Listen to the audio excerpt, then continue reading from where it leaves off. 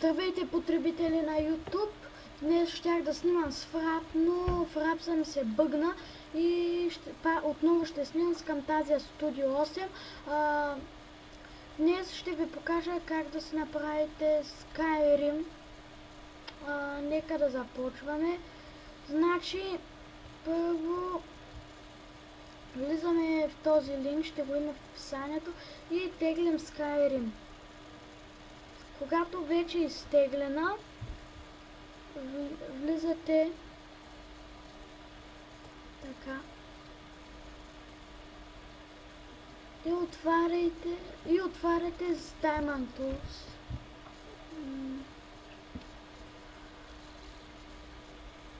Това го Run Setup Exe. Yes.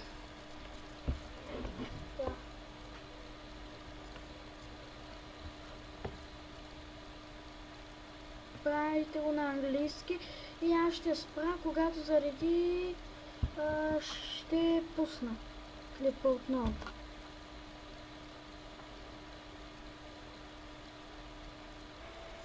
Добре, за сега става така next.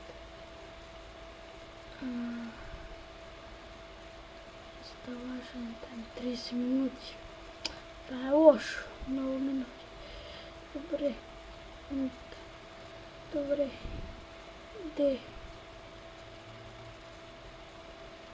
Да. Значи де.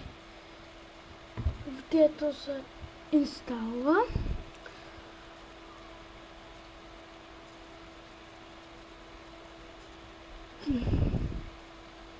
Добре.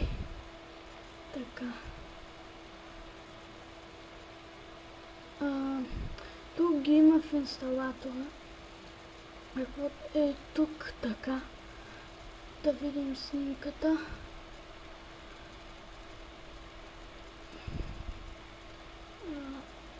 Така.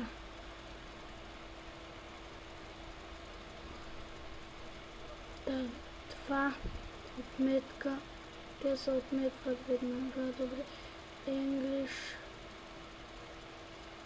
Добре. Да видим другата снимка. Така. Другата снимка. English. Тук няма нищо. Така всичко си е така както е.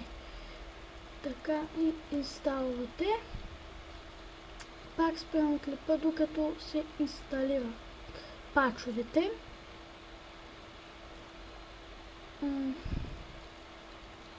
Добре, да го спирам.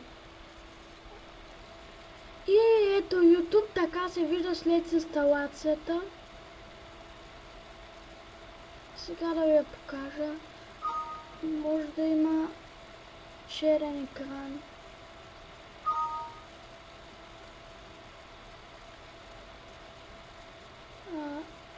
Play.